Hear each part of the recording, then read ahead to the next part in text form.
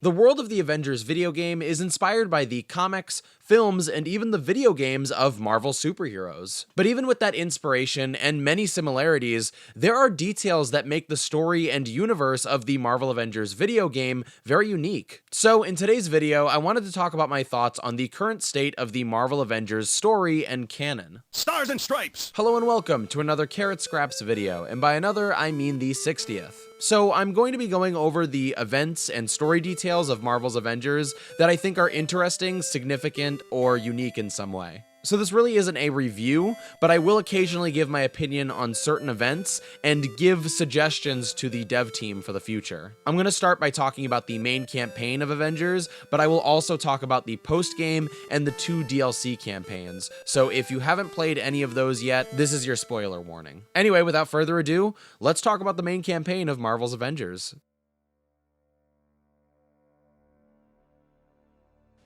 So right off the bat, one of the biggest differences between Marvel's Avengers and other media that share its characters is world-changing events. I've talked before about how I wasn't extremely impressed by the Inhumans plot point because I've seen it in other media, but that being said, the story of Avengers commits to this concept more than I've seen in other media. In the world of Marvel Comics, the rise of the new Inhumans was significant for sure, but kind of faded into the background. The same goes for the Marvel Cinematic Universe. While the existence of the Inhumans was significant in the television show Agents of S.H.I.E.L.D., they weren't really mentioned in the main films. So the fact that the Avengers game is focusing on the Inhumans plot so thoroughly actually makes it stand out from its contemporaries. And I feel like the sudden existence of Inhumans significantly changes the world in Avengers. I think it's really interesting to see the entire world change so permanently because of what happened on A-Day. And after A-Day, AIM is trusted with policing these individuals with emerging powers. It has become normal for robotic squadrons to enforce their will on certain civilians. In addition, the events of A-Day had serious legal repercussions that resulted in a world without heroes temporarily. Again, I really appreciate the full commitment to the rise of the Inhumans storyline, and I think that the way the world reacts to Inhumans only makes the canon of Avengers more unique. The other big detail that's unique about Avengers that isn't really present in other media is MODOK.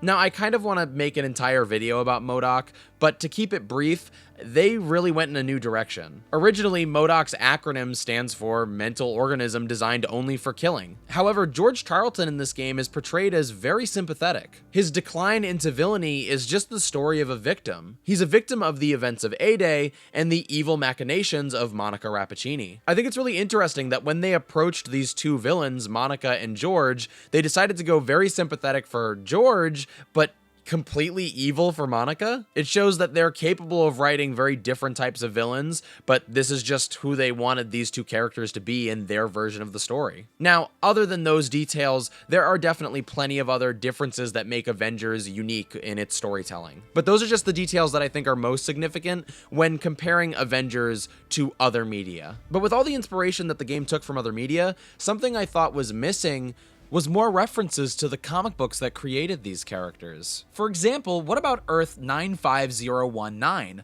a universe of Marvel characters, except they're all apes?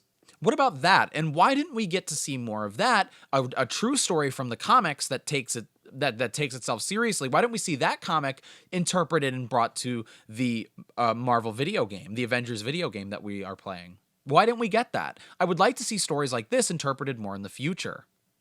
I want to see monkeys fight crime. That's not true. I don't want to see any monkeys fighting crime. I don't know.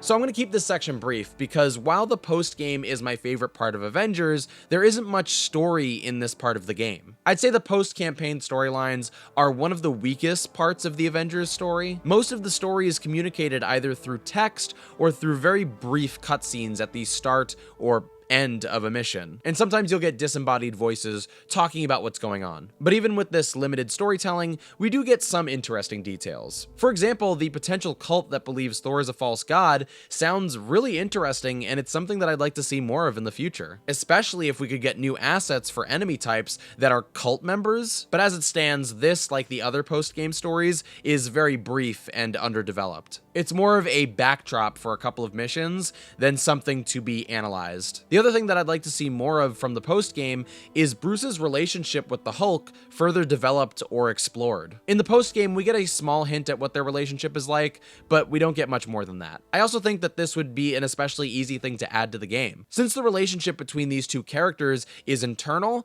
I'd argue we don't need very complex cutscenes to convey them. You could just do a shot of Bruce with his eyes closed, or asleep in bed, or even a green heart pulsating, and then all you have to do is dialogue over top. Just the Hulk and Bruce speaking to one another. Similar to the final cutscene of Future Imperfect. Either way, excluding the DLC, these are the details of the post-game that are the most interesting to me. And they're the details that I'd like to see expanded upon in the future. But hearing about these stories in the post-game has made me wonder about another piece of Marvel media that didn't get added to the game that I think really should have. The cat people from Spider-Man Unlimited. Do you remember the weird cat people from Spider-Man Unlimited? Why didn't they bring the cat people into this game? It's kind of weird, and it doesn't make any sense that they didn't bring the cat people into this game. And I, for one, am going to stand on a chair until it happens.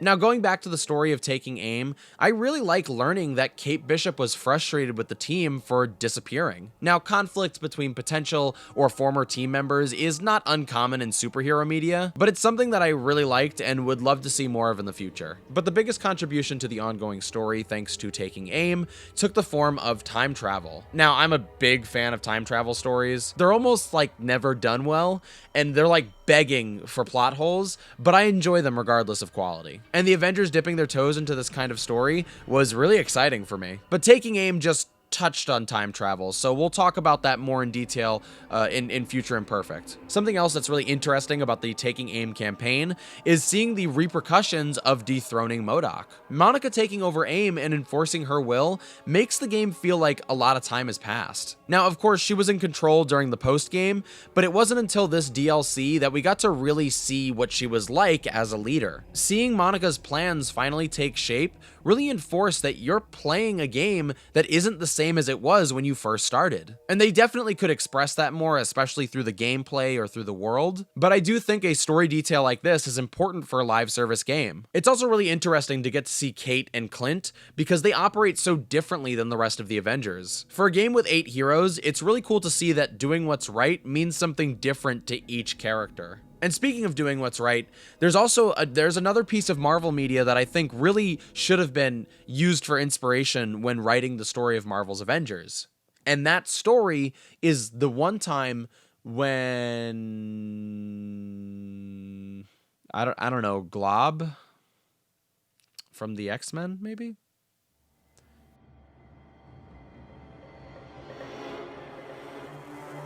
So on the surface, Future Imperfect doesn't add a whole lot that we didn't see in the previous DLC. After all, it is another story about time travel, right? Terminator, Christopher Lloyd, we get it, okay? Well, I think the most significant contribution in Future Imperfect that we didn't get to see in Taking Aim is getting to see the future timeline itself, and really getting to learn all of the details about what will happen in the future. I really like the way the writers created this future timeline, given all the inspirations that this story took from. Let's take Old Man Logan, for example. On the surface of the Future Imperfect DLC, it seems like this future timeline is almost completely inspired by the Old Man Logan story, or at the very least, the Old Man Hawkeye miniseries. But just because this is a post-apocalypse with a lot of sand dunes, doesn't mean that it's exactly like the Old Man Logan universe. This is a post-apocalyptic timeline with a Hulk in power, and a world without any Avengers, with only a handful of heroes left to survive. Again, very similar on the surface. But one big difference right off the bat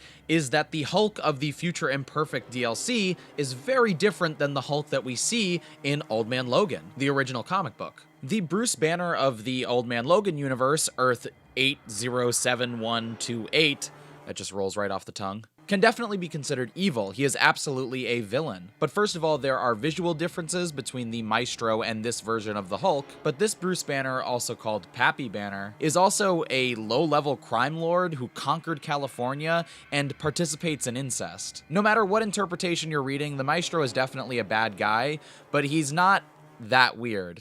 I think we can all agree, right? Whatever, moving on. Another one of the big differences that make these two stories different is the way that their universes lose their heroes. On a similar note, the original Future Imperfect comic book, which created the Maestro character, also disposed of its world's heroes in a very different way than we see in the DLC. In the original comic, the heroes fall due to nuclear war, whereas in the DLC, the apocalypse is brought about by the Kree invasion, presumably. And while we don't know a whole lot about the Maestro that we get to see in the video game, and while I do think that already he seems a little more generic than the version we've seen in the comics, I'm willing to bet that there are a lot of differences between the original and this new version. It's so interesting to me that there are so many inspirations that fueled this one story. And yet when you look at the world of this future timeline in the DLC, it doesn't feel like it's from all these different places. It just feels like one story. I really like this kind of storytelling in superhero media. A story that draws heavy inspiration from the long catalog of Marvel history, but also a story that isn't afraid to walk its own path. How about we call this kind of story a superhero smoothie? A superhero story that's built from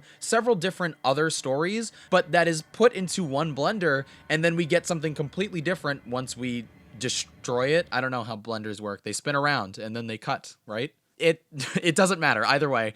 I would like to see more superhero smoothie storytelling when it comes to other superhero media, but specifically the world of the Avengers game. The business model of the superhero smoothie is inspired, but still unique. And I really like that. The other big detail that this DLC introduces is the Cosmic Cube, in addition to reality-altering energy. So this really wasn't developed too much in the story, so I won't talk about it too much here, but I think the existence of the Cosmic Cube in a more focused universe like this is really important and really interesting. In the comics, there are so many other stories going on at the same time that it's hard to believe an item like the Cosmic Cube holds any real threat. For example, as a reader, you know that the Cosmic Cube isn't very likely to make any long-lasting changes on the world of the comics, because even if the book you're reading gets canceled, there are other books that are being written at the exact same time that exist in the same universe. And that kind of threat is the only threat that this Cosmic Cube represents. The 2015 comic Secret Wars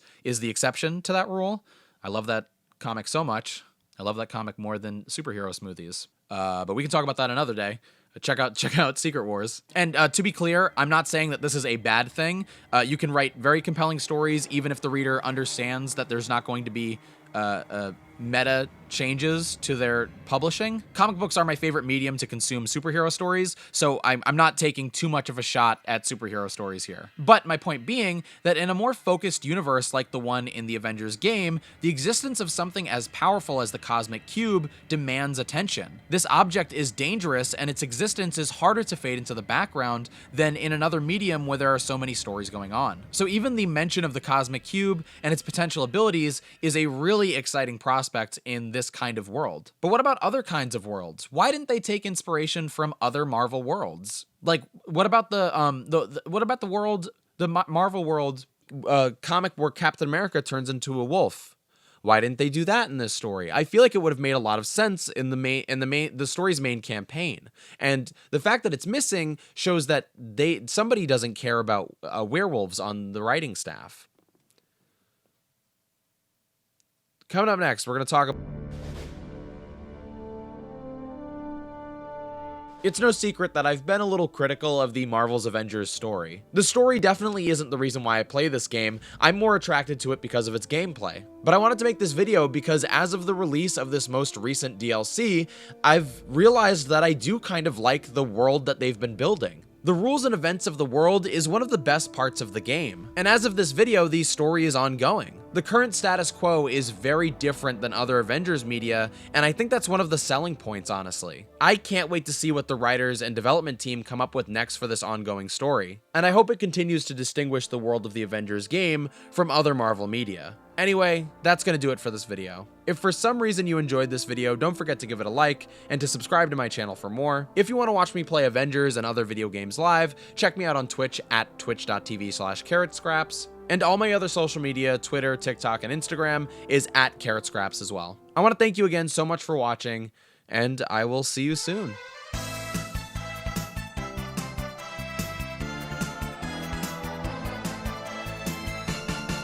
I demand you roll that pizza into a ball, and we consume a pizza ball. I would like to eat a pizza ball. Mwahaha. Welcome to the dungeons of Iron Lake. I have constructed a pizza ball for us to eat for dinner. Let's go hunting tomorrow, and after we'll celebrate with some pizza balls. Are pizza balls a thing? I don't know. If they are a thing, then they're not as cool as I make them out to be.